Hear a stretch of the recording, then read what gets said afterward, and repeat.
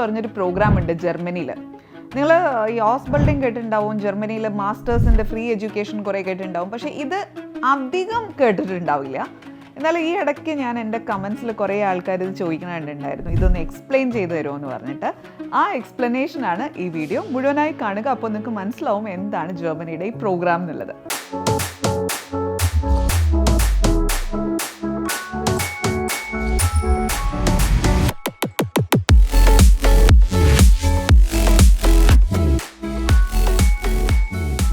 ഓപ്പെയർ എന്ന് പറയുന്നത് it's a sort of cultural exchange programme എന്ന് നമുക്ക് വേണമെങ്കിൽ പറയാം.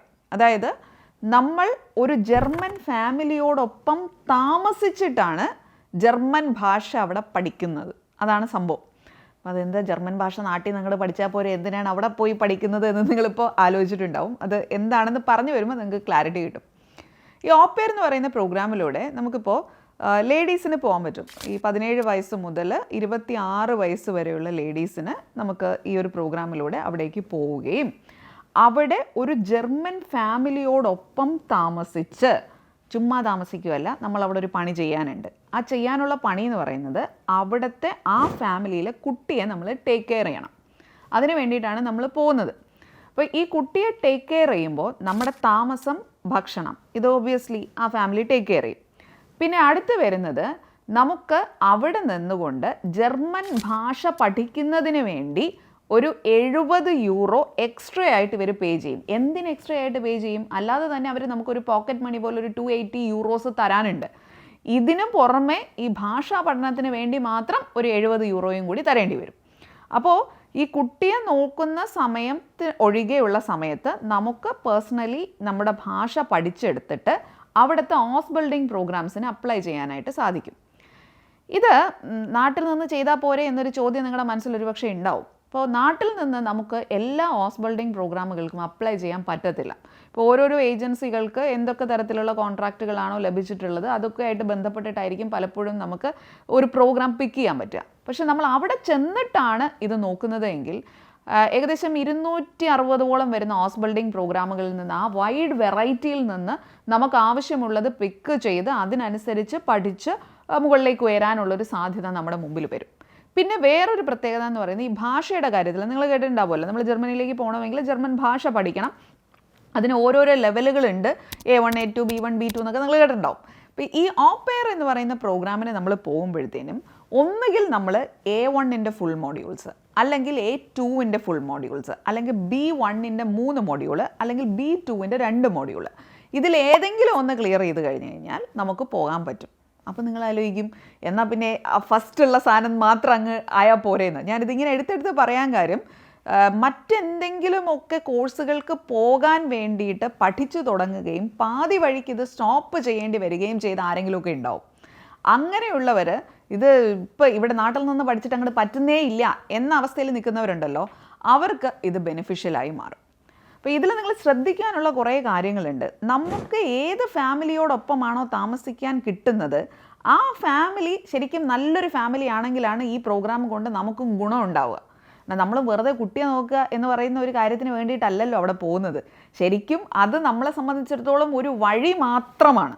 അപ്പോൾ ഈ വഴിയിലൂടെ അവിടെ ചെന്നെത്തി അവിടെ നിന്ന് ഭാഷ പഠിച്ചതെന്ന് പറയുമ്പോഴത്തേനും നമ്മുടെ നാട്ടിൽ നിന്ന് ജർമ്മൻ ലാംഗ്വേജ് പഠിക്കണ പോലെ അല്ല അവിടെ ചെന്നിട്ടുണ്ടാകുമ്പോഴത്തേനും ആക്സെൻറ്റിലും കാര്യങ്ങൾക്കുമൊക്കെ കാര്യമായ വ്യത്യാസമുണ്ട്. അപ്പോൾ അവിടെ ചെന്ന് നിന്ന് ആക്ച്വൽ ജർമ്മൻ ഭാഷ സംസാരിക്കുന്ന ആളുകളോടൊപ്പം ഇടപഴകിയും അതുപോലെ അവർ തന്നെ നേരിട്ട് നടത്തുന്ന കോഴ്സുകളിൽ പങ്കെടുക്കുകയും ചെയ്യുമ്പോൾ നമുക്ക് ഈ പറയുന്ന സർട്ടിഫിക്കേഷൻസ് കുറച്ച് വേഗത്തിൽ ക്ലിയർ ചെയ്തെടുക്കാനും അതുവഴി നല്ലൊരു ഹൗസ് ബിൽഡിംഗ് പ്രോഗ്രാമിലേക്ക് എൻ്റർ ചെയ്യാനും ഉള്ള സാധ്യത കൂടുകയാണ്.